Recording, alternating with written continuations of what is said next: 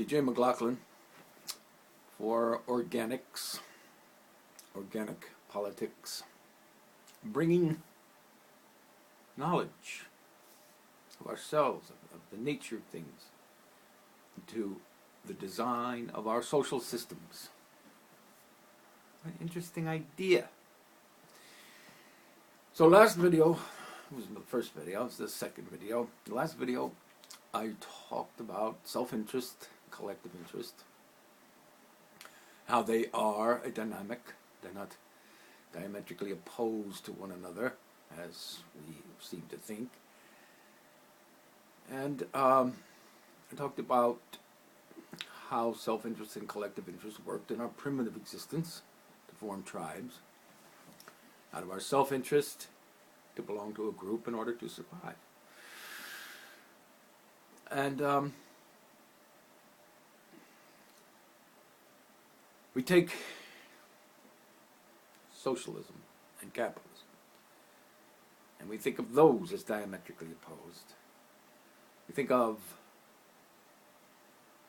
socialism as the collective, represents the collective, and capitalism represents self-interest. It emphasizes self-interest. Socialism emphasizes the collective interest. And this is why they don't work on their own. This is why socialism doesn't work on its own. In and of itself doesn't work. Nor does capitalism.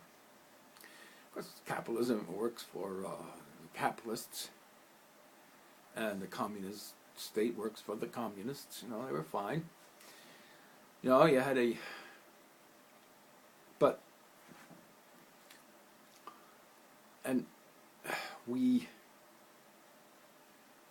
so we separate the two. Separate self-interest, collective interest into socialism and capitalism. And we have these ideas. All we need is socialism, or all we need is capitalism. No, they don't work on their own. I mean, in Soviet Union, didn't work. And whereas in China, communist state, they introduced capitalism into their system, and they're doing okay. In the United States, we had a capitalistic system. Started out, I think, it was a agrarian system. It was pretty much a system of farms. It was all based around farms. Then in the Industrial Revolution, in the mid-1800s, we became more of a capitalistic society. Pretty much, exclusively capitalist society. Capitalism ruled. And capitalists ruled. And it could be, and it was hell for a lot of workers, for a lot of people. It was hell. They worked in horrible conditions for like 16 hours a day, and for maybe a penny a day, something like that. And these were men, women, and children.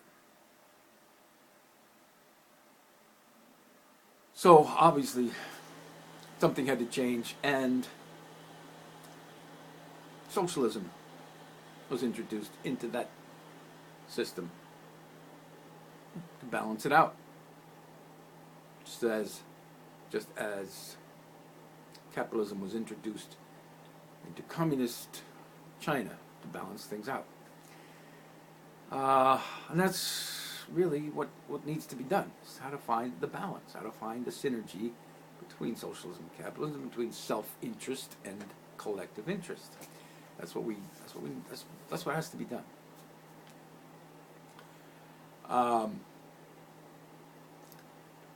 So we have these. Now, another thing we have are these political types, like liberal and conservative. Now, going back again, our primitive existence, looking at things through that. This is where we came from, prehistoric.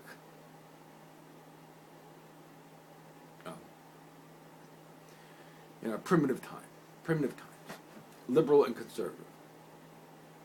These are types. These are types, necessary types. in harsh environments, like in these tribes that we discovered in deep in the Amazon jungle, very conservative. Harsh conditions, living in harsh conditions, where just eking out a living is very difficult. And they tend to be very, very conservative. They haven't changed.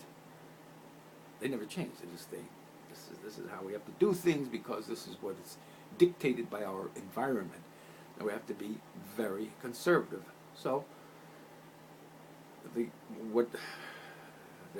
tribe is made out of very conservative types. Now, of course, if this was a tribe, a particular tribe that was filmed, studied, and they were very tight about relationships. One man, one woman, marriage. That's the way it was. And they were asked in this study, they were asked, why don't you have more than one wife? Why do you just have one wife? They said, well, that would be okay, I guess, but it's very difficult to just support one wife. So they had to be very conservative. And that meant, what that meant really, when they talked about this too, is if these people, they looked so much alike, very much alike. And they said, whenever a new infant arrives, they're going to look it over, and if they see something that's not just right, they let it die. They'll let it die. And what's not just right about it, who knows? It's just like, I don't know, it's not like us. This one is not like us. It's not, they're looking for that very conservative kind of thing, whatever it is. They say, no, this is not like us. And they have to let it go. So so you have types. And these types, we have liberal types. Now, in an environment like Hawaii, it's lush and balmy, and it's like paradise. You don't have to be so conservative. You don't need to have this conservative grip on everything. So things are more liberal in that kind of environment. But our species needed to be able to be conservative when we needed to, and depending on the environment, and it allowed us to be liberal when that was okay.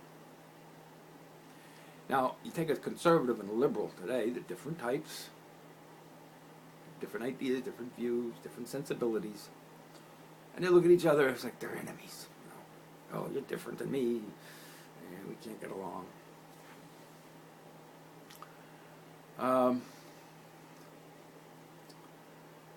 So you need both. You need both, and you have to work out some way to get along. Right? So everybody can. We all have value. We all have something of value to offer, but we don't have. There's nothing sacrosanct about being liberal or being conservative. Nothing sacrosanct about that. So that's something that everybody can be, for one thing. So forget it. Now, as far as the socialism and capitalism thing goes, and the other thing about it is these ideas we have, these ideologies that we have, we think of them as kind of just human invention. The human invention, human mind. And it separates us from all the other creatures, and it was our minds. And it's a little, science comes along and says, well, we're not that special.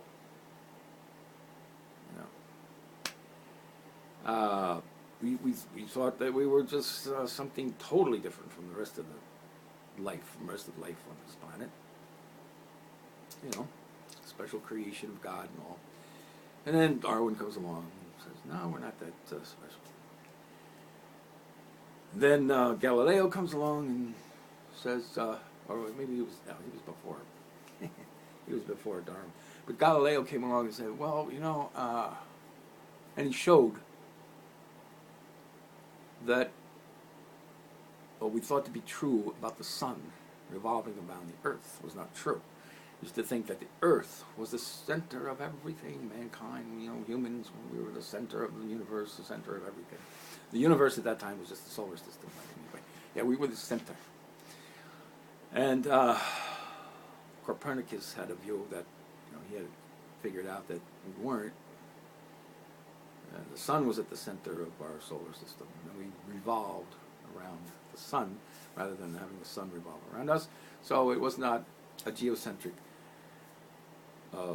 solar system, it was heliocentric. The sun was at the center. And this displaced us. We thought we were the center of things, and thought we were special creations and different from all the other life forms, and we find out we're not, and we're not at the center of things. And so that's what science, some people don't like about science too, it just kind of reduces our image of ourselves. So, then we have these ideologies that we think, we thought of these ideologies, and they're just out of pure inventions of our minds. Or you take something like capitalism. We think of capitalism as it's something we thought up out of whole cloth.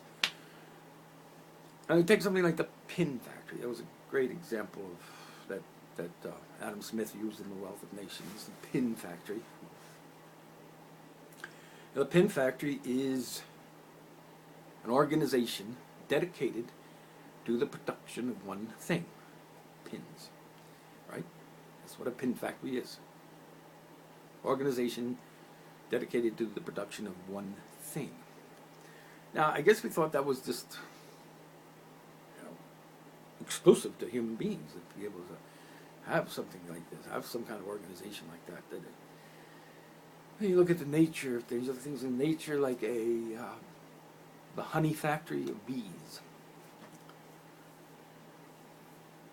It's or a beehive organization of honeybees, their organization. A honey beehive organization dedicated to the production of one thing, the honey. That's what it's all about. Or a berry bush.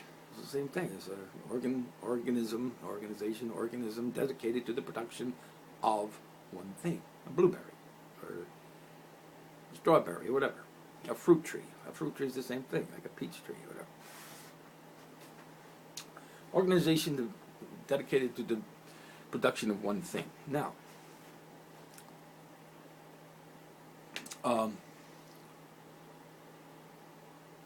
and you can look at, now, Homo sapiens, humans, Homo sapiens, we've been around like 200,000 years or so. Most of that time was spent with the nature, studying the nature, observing the nature of things, knowing how things work, looking at everything. It became very much part of our brains, just something, the way nature worked, the whole way nature worked. So we saw how, the berry bushes were. We saw how beehives were, honey beehives, and we saw how they were, and we saw how they worked, and so we get these ideas, like a pin factory, and say, where'd that come from? We just must have invented that ourselves. Now, it's all stored in our brains, all our 200,000 years of evolving in the nature of things in the wild. Very observant of the nature of things, because that's how we survived, by knowing the natural world.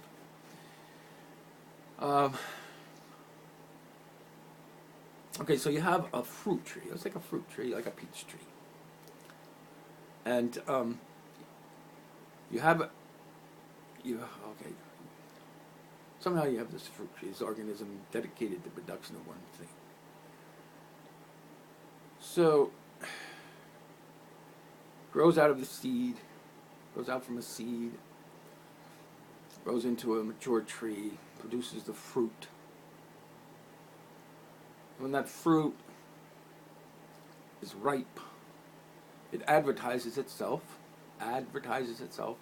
with aroma and color to potential consumers who come along and they consume the fruit. Then they drop the seed on the ground, where if conditions are favorable, that seed will take root and a new organism, a new organization dedicated to the production of one thing will come about. It's like a capitalist view of that, how that natural process works. Kind of a capitalistic view. You could take a communist view of that and say, well,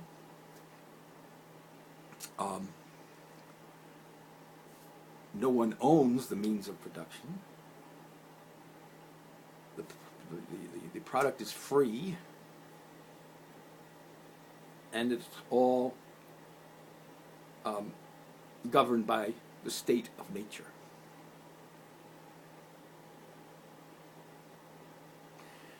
And you can take a capitalistic or socialistic view or communist view of predator and prey. You could look at a prey who part of their existence is about, part of their purpose is to provide food for other creatures, for the predators. It's part of their purpose. It's always just the way it works. And you could say that it's a cooperative mechanism of life itself to provide, provide food for species.